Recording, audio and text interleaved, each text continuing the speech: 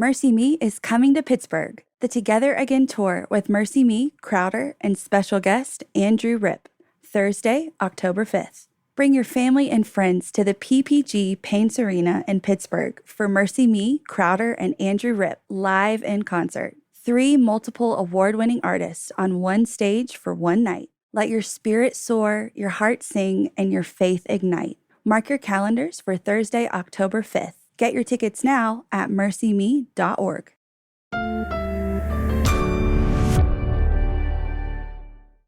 As a blind person, knowing, what it's like to not see what's ahead, I think so much about, so what is it like for God to be my guide and the one that I ultimately trust? We all kind of face some level of darkness because we look for hope in a world that can't really offer us unchanging hope.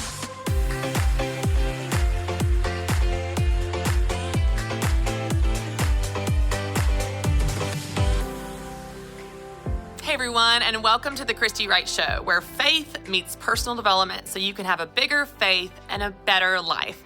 I'm so excited because today we are talking about something that will really give hope to so many of you. We're talking about the things you need to know and remember when you're going through a dark time.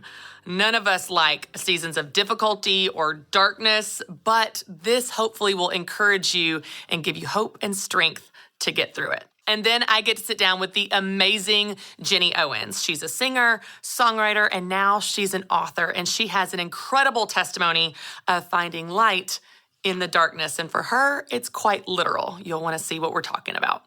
But first, let's talk about the thing you need to remember when you're going through a dark time. I want to give you an example of when I was going through a dark time. Now, I can look back on my life and see several specific seasons that were just incredibly difficult. Most of them lasted between 4 and 6 months, and when I look back in hindsight. But when you're in them, they feel like they are lasting forever. And these seasons are one of those times where you feel like maybe God has forgotten you. Have you ever felt like that?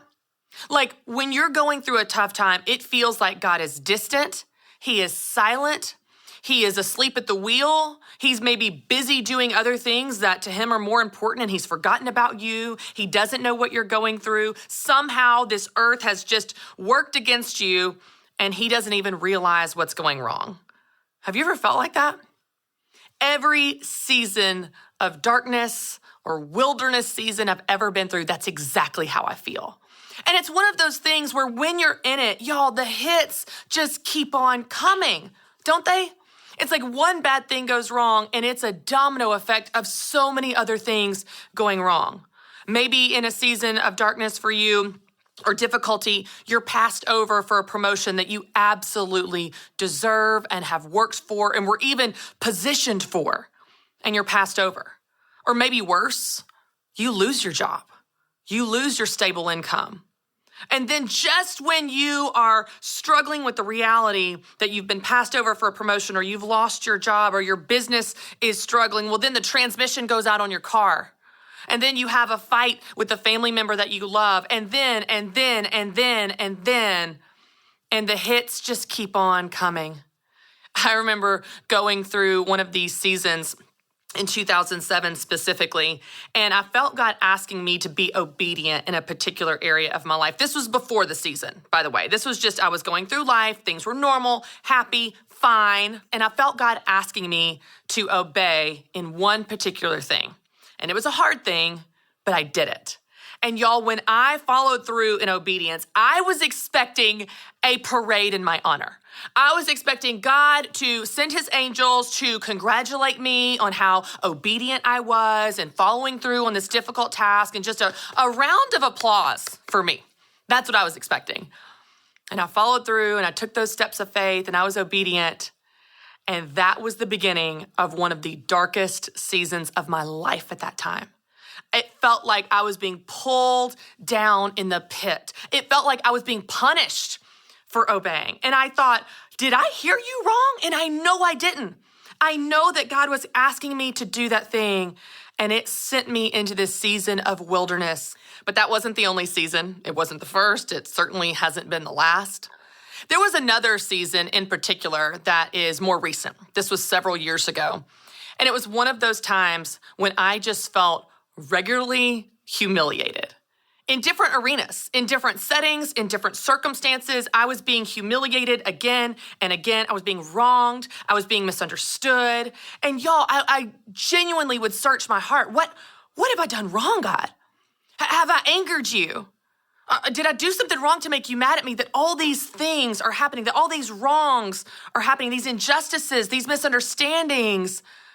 But I got no answer, and the hits just kept on coming.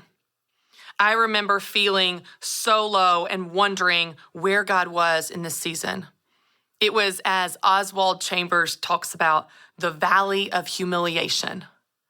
That's what it felt like at that time. And it was very real. And it went on for months. Maybe some of you are right there right now. And you have been crying out to God, going, where are you? Where are you? Well, towards the middle or end of that season, I can't remember exactly when it happened. It was all a terrible blur that I'd like to not remember, actually. But somewhere near the middle or end, there was one specific moment. Now, you got to understand that in this season, I am beyond defeated.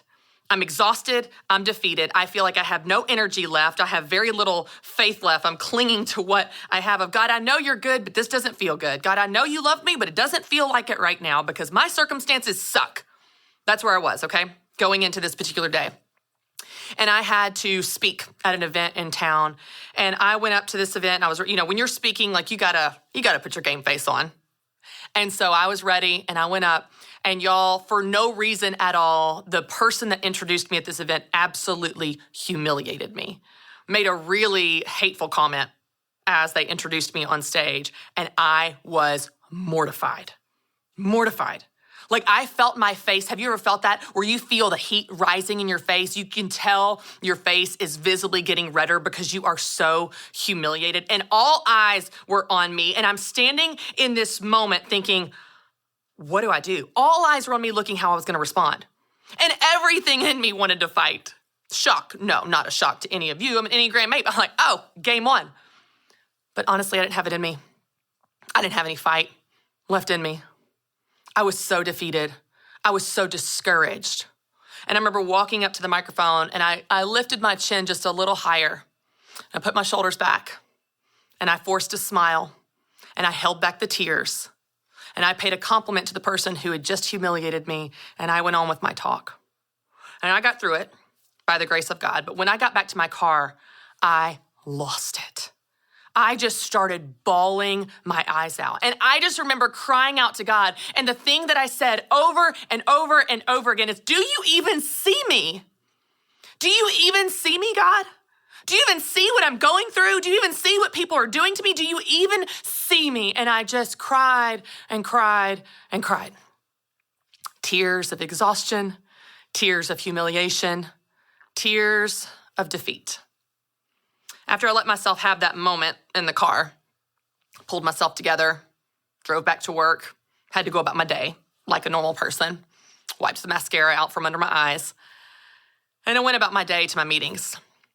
But very soon after I got to the office, I remember walking across the fourth floor. This was at our old building, and a coworker of mine saw me from across the floor, and she waved and almost like kind of flagging me down, waved at me. And we were friends, acquaintance friends, and I didn't see her that often, but I could tell that she was wanting to get my attention, and she started to come towards me pretty intentionally, like she wanted to talk to me. She came up to me and she said, I don't know why I'm saying this, but I just feel like I'm supposed to tell you that God sees you.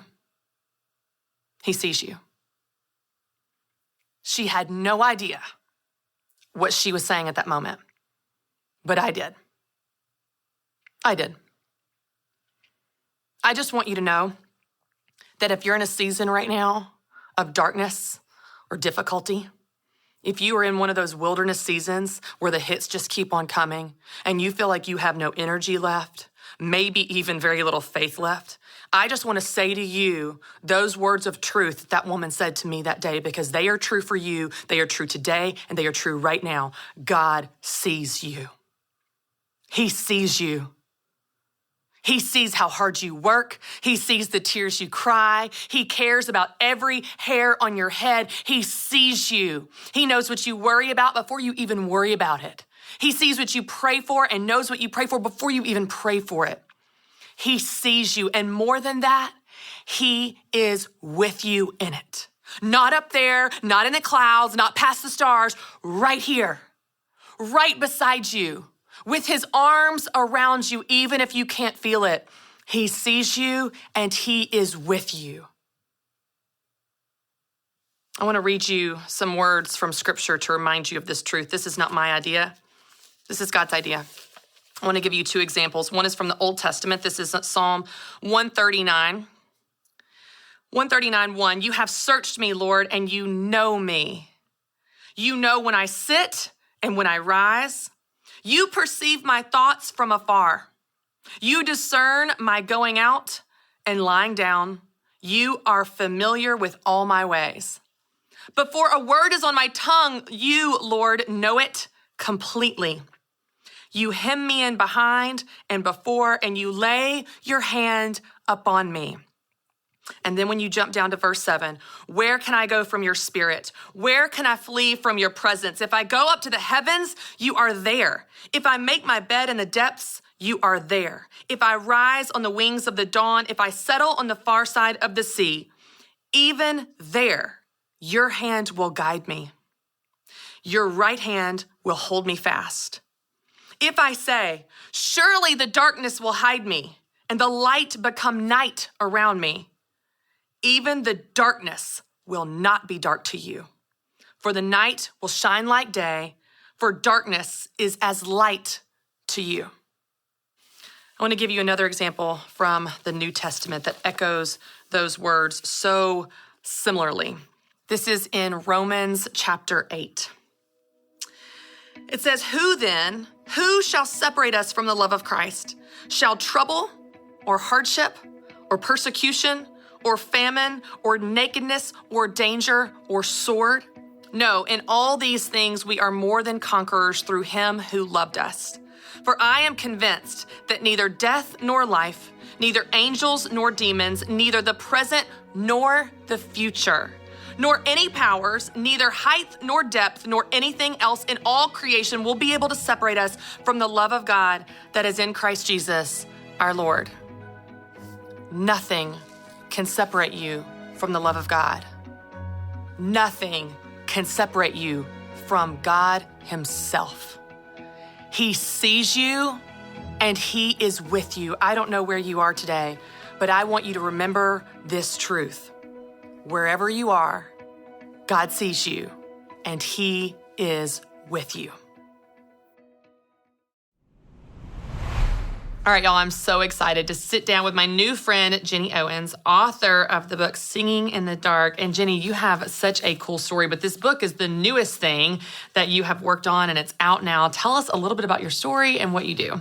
Yes, well, my story. Well, let's see. Okay, how long do we have? Where do we start? I don't know. So I was born and raised in the South in Jackson, Mississippi.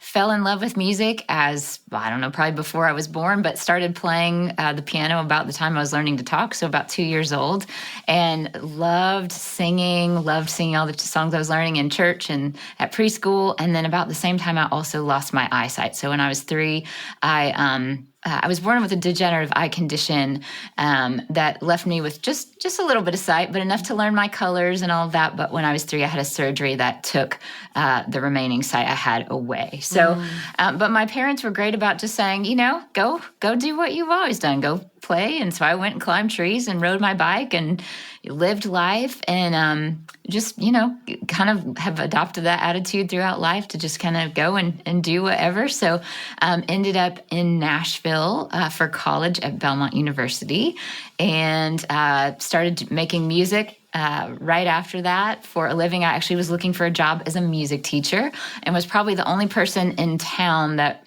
actually got a record deal, even though I wanted a teaching job. So it's kind of a strange thing, but I have had so much fun just getting to travel and share my heart with people. And about 3 years ago, I moved to New York City, but I've continued to do music and now written a book. So It's so cool how I'm sure many people know you more from the singer-songwriter side of things. And now you're an author, and your book is titled Singing in the Dark, Finding Hope in the Songs of Scripture. And what's so beautiful about this and the overarching themes is this, that God is our light, and how he can speak into even the darkest places. And just as you said, being blind from a little girl, like darkness is very literal for you. So what was that like to write this story from this theme that for you is so literal, but also speaking to the average person that might be in a season of darkness or feeling like they're going through some type of darkness? Absolutely. Yeah. I mean, that's the thing, right? In our world, we all kind of face some level of darkness because we look for hope in a world that can't really offer us unchanging hope. And so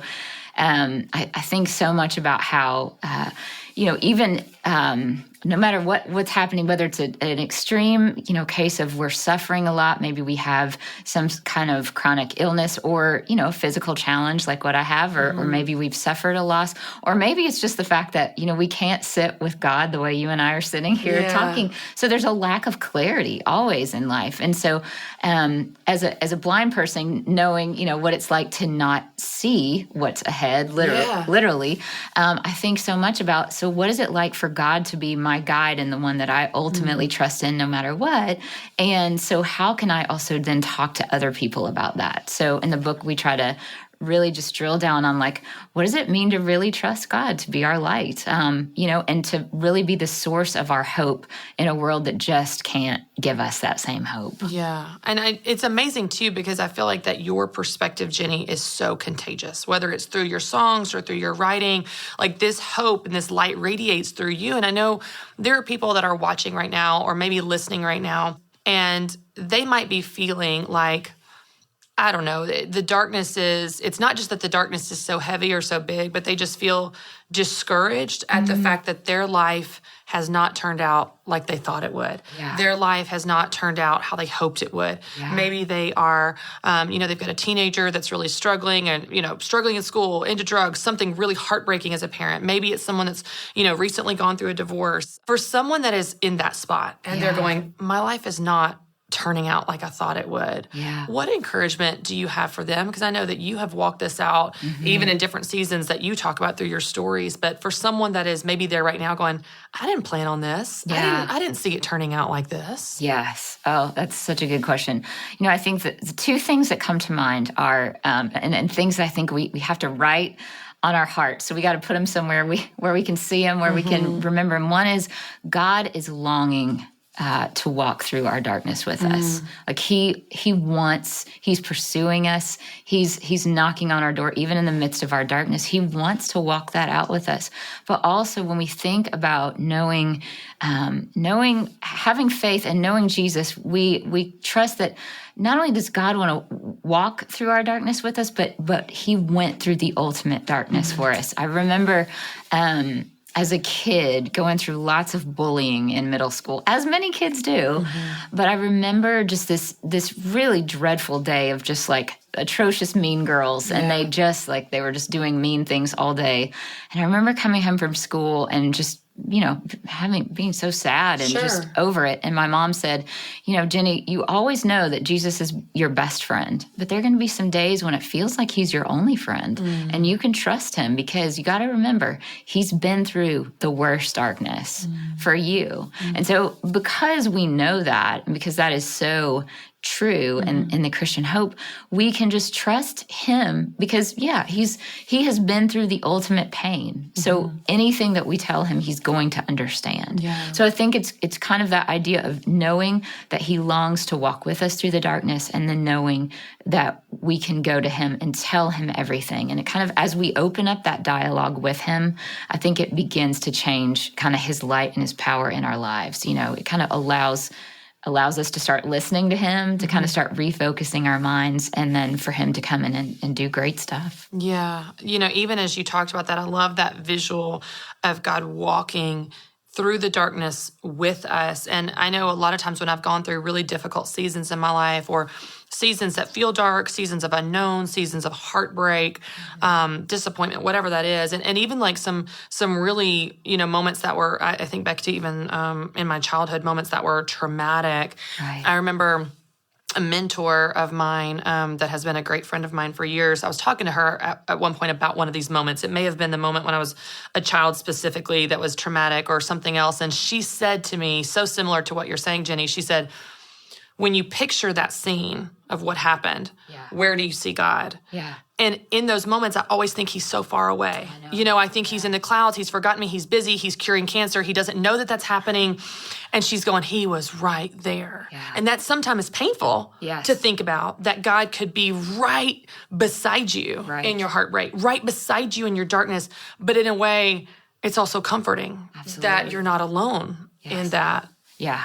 Oh, yeah. That is, I had actually a similar situation. Just, as a person who can't see, I get really frustrated because I, am very independent and I want people to take me seriously. And I remember just saying to a friend, I get so tired of people feeling like I'm somebody that is their, project, their pet project. I want to be their friend, and I keep trying to prove myself. I, have, had my own business. I'm an artist. I've done all these things. And yet, they still don't take me seriously. And she said the same thing to me. She said, when you stop and think about that situation, see yourself in it, where do you see God? Do you see him as being part of that with you?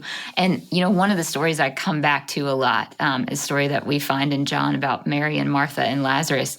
And even as Jesus knows he's going to raise Lazarus from the dead, he's still crying with Mary because death's not good. Darkness is not good. He doesn't like it either. Right. And so when we know that he is, maybe he's not immediately healing our darkness or our difficult time, but he is always there in the middle of it with us, fully aware of what it is. And of course, as we know, like Romans 8 tells us, that it will work for good. Yeah. All of these things that we go through, there will be, there is purpose to them, and there will be a day when we understand what that is. And that is so just hopeful to think about. Yeah, I love that example of Mary and Martha, because even as we're talking about these difficult times or heartbreak or darkness, what I love is just the honesty of Mary that says, if you had been there, if you had been there, this wouldn't have. She's so unfiltered in the way that she approaches Jesus, of such an intimacy, such a trust, such a safety to share her real feelings in that darkness. And I love that reminder too, because so often I feel like that we have to be the good Christian, pray the right prayers. Right. If we were a good Christian, we wouldn't be sad or scared. We would just fully trust, and because we're the good church Christian. Right. And it's like, even in Scripture, you see examples of David crying out, of all of the people that knew Jesus, Mary crying out, the disciples, and the honesty in that, the transparency and vulnerability that we can bring that to him. Oh, yeah, because if we don't, then we don't really know that we need him or that we can trust him. I mean, I think it's the crying that builds character. It's the crying to him and expecting that he could change things. Like, I love to say that lament, which is something we don't really know how to do because we don't like to sit with our sorrow, but lament is like sorrow with hope at the center. It's like the idea of just, we pour it out to him, and yet we do that knowing that he's working, even if we can't see it, knowing that he will come to us, he will come to our aid, he will fill us. I mean, we hear David and the prophets and so many folks in the Bible do that. They pour out to God all the pain that they have. So it's not like they're being polite. I always tell people, don't pray polite prayers. Yes. Of course we want to be respectful to God, but we have to pray honestly. If we pray politely, if we're just like, yeah, God, this, it's like how we do in the South. How are you? I'm great. How are you? No way, because God already knows everything anyway. And so we pour it out. We pour out the recesses of our hearts. That's, one of my favorite stories is of Hannah, and Hannah in the Old Testament is longing for a child And before she has one, she goes in to pray to God. And we always think of those who've heard the story of Hannah, you think of her as, oh, she's the lady that asked for a child and God gave her one. But there's so much more to the story, because we see that she learns how to pray true, honest prayers to God. And she goes and she tells us that she pours out all the bitterness and the anger and the grief in her heart and the sorrow in her heart to God. And that's what he calls us to do. Wow. And then, though, just like David and those guys, we do it expecting that he's going to be with us in the midst of it and that good is going to come from it. And then what I love is like how David, and even we see Hannah do this, but David does this a whole lot of places where he speaks to his own soul. And he says, why are you so sad, my soul? Put your hope in God, for I will praise him again, my Savior and my God. It's like he's saying, okay, I'm going to keep speaking what my heart, what my mind kind of knows is true, but my heart is going to finally catch up and embrace it and celebrate it. Yes, so, reminding yourself of that. I love that. Yeah. Sometimes we do. We need to talk to our soul like David did. You said something a second ago, Ginny, that I want to go back to because I thought it was so beautiful. And correct me if I don't say this right. Lament is sorrow with hope at the center. Yeah. That is so good. I love that. I think that so many people, and I feel this, tend to, whether we mean to or not, think of hope and hurt as mutually exclusive. Like if I'm hurting, well, then I'm just not being hopeful enough. I'm not trusting God enough. But if I'm hoping, it's like completely pretending those feelings don't exist. I'm not hurt. I don't care. It shouldn't have bothered me. Talk a little bit. What does it look like to hold both of these? The way that you just said it was so much more beautiful, of sorrow with hope at the center. But what is this lament? What does that look like to hold both of these, hurt and hope at the same time? Well, I think that is what we definitely learn from guys like David and Isaiah and Jeremiah, because they're crying out to God. They're telling him everything that's wrong. And that's, we get to do that same thing. We get to tell him our deepest sorrow. I mean, I think, for me, as a person who can't see, that I don't really ever think about the fact that I can't see, because that's sort of been something that I've lived with my whole life, right? But I do get so frustrated by the fact that other people can't get past it, So, yes. Or even just something like as a single person, sometimes I'm like, Lord, why do I have to be single? Mm-hmm. But to not talk to God about those things means that we really are putting a wall between him and us. Mm-hmm. So to go to him and hold that sorrow before him and place it in his hands, I kind of feel like that is maybe a sort of visual example would be taking those sorrows and actually placing them in his hands, which are, of course, hands of hope. We take the pain that we have and we just keep giving it to him, and we keep dialoguing with him. Yeah. And what I found is the more I keep talking to him about it, the more I dialogue with him about it, the more he changes my heart. Mm-hmm. So he might not even change my circumstances. One of my favorite quotes is from Elizabeth Elliot that says, "The secret is Christ in me, not me in a different set of circumstances." So true. So good. Yes. We could sit with that forever. I mean, just that one powerful statement of that reminder that he can change everything and not change anything about your circumstances, but just being in you. Just being with you, yeah. It's like the bigger our view gets of him, the more that we can kind of navigate those circumstances with hope, I think. I love how even that visual of placing your sorrow in his hands, and his hands are hands of hope, because I think that so many people, and I work with a lot of women, Ginny, women through Business Boutique or women through the Christy Wright Show and that type of thing. But there are a lot of women that are scared to hope. Oh, sure. And I don't know that they would say it in those words, but I see it. It's like, and even as grown adults, we think, well, I don't want to get my hopes up, or I'll believe it when I see it. We think we're just being a mature grown-up under the banner of just being a practical grown-up. And what we're doing is I love that you give such great visuals of like this wall between us and God, like that we have these desires and these hopes or hurts and sorrows. But if we're not willing to bring them to him, to Jesus, to the feet of the throne, then we're putting this wall up. And also, those things, we're not honoring them, whether it's the hurt or the hopes. Right. And God has taught me so much about hope in the last few years of bringing my hopes to him. Yes. To your point, whether he fulfills my prayers in the way I want him to or not, but to trust him with them. Like, God, I want this. God, I desire this. Or God, this hurts.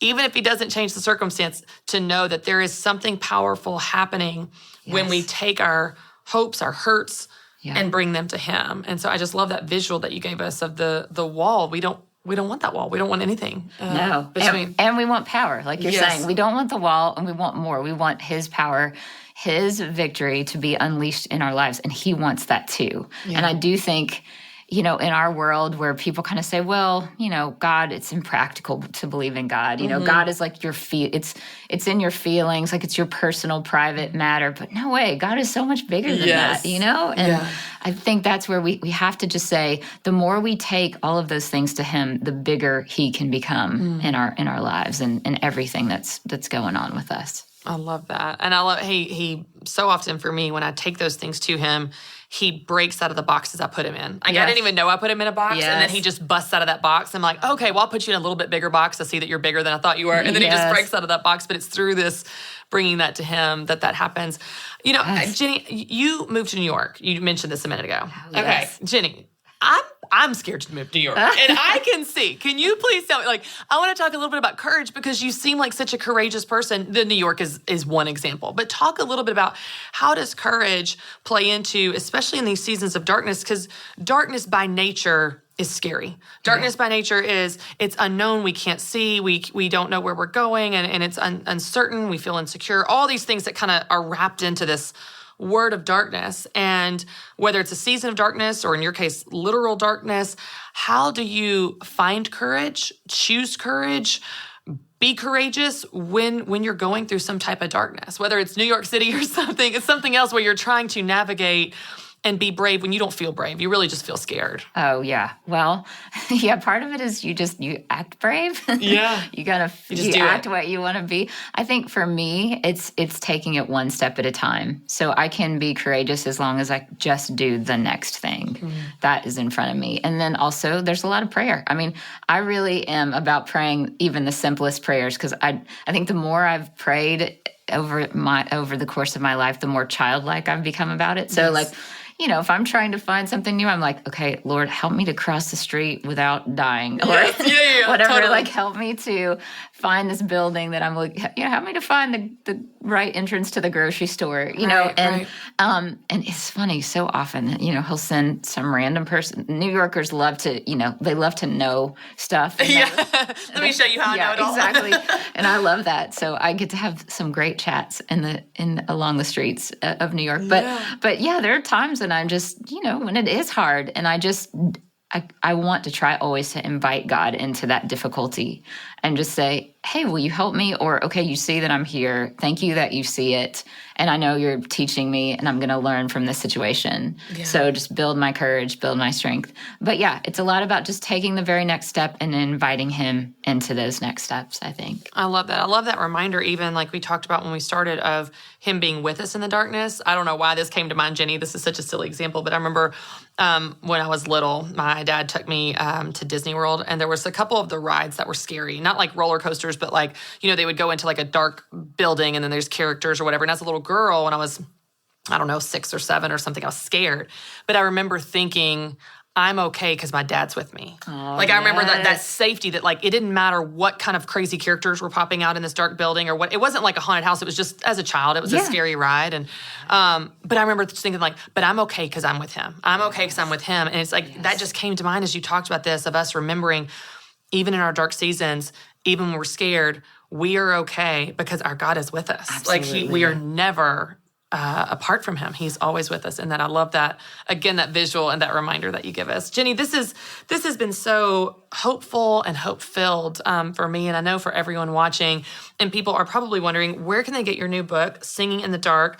And also remind us about the Project Faithful that you were a part of. I told you just recently we had Trillia Newbell and Rachel Lampa on the show, but remind us where they can get Singing in the Dark, and also just follow anything you're doing, hear your music, everything you're working on. Oh, yeah. Well, GinnyOwens.com is my website where you can find links to all the things, and that's GINNY. Yes.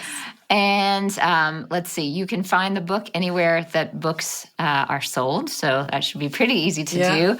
And then I'm on all the places, like Facebook is Ginny Owens Music and Instagram is Ginny Owens Official. So, but all those links are, of course, on the website. So, and yes, the Faithful Project was so much fun to just get to be a part of that with all the other ladies who love Jesus, and we got to write a book together and write songs together. So yes, you can find out about that on my website as well. Oh, it's just incredible. The music is unreal. And so for those of you guys that remember that episode of the Christy Wright Show with Trillia Newbell and Rachel Lampa, you can hear that album and hear Ginny on that album as well. Ginny, thank you so much for being here. Thank you for your gift of your words and your encouragement for all of us, and just your courage to use your gifts for blessing us. Thanks for being here. Well, thank you, Christy. All right, y'all, now we are at the point in the show where I get to answer your questions from my fishbowl of questions, which I love because I don't know what's in there, which makes it super fun. All right, let's see what our first question is. Oh, how do I bring up my resignation at my job when I return from maternity leave? Well, the first word that comes to mind is just honestly. Now, I know that seems really basic, but you'd be amazed at how many times we are always trying to tiptoe around an issue or sugarcoat an issue or avoid an issue or drop hints or dance around it, when the reality is most people appreciate honesty. Most people appreciate vulnerability. So I'm guessing you are resigning because you want to stay home, or maybe you have a different opportunity. You didn't want to say that before maternity leave because you wanted to get paid through maternity leave. Or maybe you just decided. Maybe that's a possibility. You thought you were going to come back, but you decided not to. Either way, I think you're just honest about it. You go to your boss and you say, thank you so much for this opportunity. You go on and on of appreciation for what you've learned and how you've grown and how they have supported you. Definitely start with gratitude and then just be honest, whatever that is for you. In this season of life, I've been able to reflect with being home with my baby, and I want to stay home. Or I've decided to take a different opportunity, or I feel God calling me in a different direction. You just say the facts honestly and with vulnerability. And when you do that, people will respect you for it. But by the way, if you're watching or listening right now and you're facing any issue, that applies to you too. When you're facing a difficult conversation, the best thing you can do is be grateful, be honest, and be vulnerable. And when you do that, I think whatever you're saying, it will come across a whole lot better. All right, what do we have? I procrastinate because I'm overwhelmed. I'm overwhelmed after I procrastinate. Help. Well, first of all, I feel you. Here's what I would challenge you to do. I would challenge you to figure out why you're procrastinating. It's not just overwhelmed. There's things that you're avoiding because you either don't want to do them, they feel like they're going to take too much time. There's something about those tasks. It's not just that there's a lot of them and you're overwhelmed, but there's some of those mixed in there that you don't want to do. So I would encourage you to figure out what's the root cause that is keeping you from acting on some things, and then fix it. I'll give you an example. This is so silly. When I put my kids to bed in the evenings and I get everybody down and all the baths and all the stuff and I head downstairs, I'm exhausted. Like, I can't explain. I'm like tired to my bones. And the last thing I want to do is clean up the kitchen, put the food away, and make lunches. So I don't have the energy. What I want to do is crash on the couch and just pretend a magic fairy would make all of those things disappear and fix themselves, but they don't. So my nature is to want to stay in bed and avoid it, but I can't. So I know what keeps me from doing what I need to do, and that's energy level. My energy level is low. Why? I've just read 3 books, snuggled in bed with my kids with dim lighting. Of course I'm tired. Even if I wasn't tired from life and from my busy day, when you snuggle in with your kids and you're reading Brown Bear, what do you see for the 400th millionth time? And they're snuggled in and you're snuggled in and you're talking quiet because you want them to settle down. You know what happens? You're settling right on down too. Your energy is dropping. So I have to do something to get my energy back up to face the mess that is the kitchen and the lunches that need to be made. So here's what I do. I go downstairs and I say, Alexa, play Black Eyed Peas. Or Alexa, play Justin Timberlake. Alexa, play fill in the blank. Some high energy music, and it starts blaring this party music. And I'm like, okay, I can do it. And then I start cleaning the dishes. So figure out, that's a small example, but figure out what is the barrier to you doing what you need to do. In that scenario, it's energy. And so I get my energy up by putting on good music, high energy music. I could also do a lap around the house, go do some high kicks, do some jumping jacks, do something to get my energy up in order to face what I need to face. Maybe for you, it's something else, but figure out what the barrier is to doing the thing you want to do. It's not just overwhelm. There's something about it you don't want to do or feel like you can't do. Fix that root cause, and it'll help you do the things you want to do and need to do. And then when you do that, you will be less overwhelmed. But I got to tell you, it's a daily struggle, and it's something we all have to work on. So continue to find what works for you.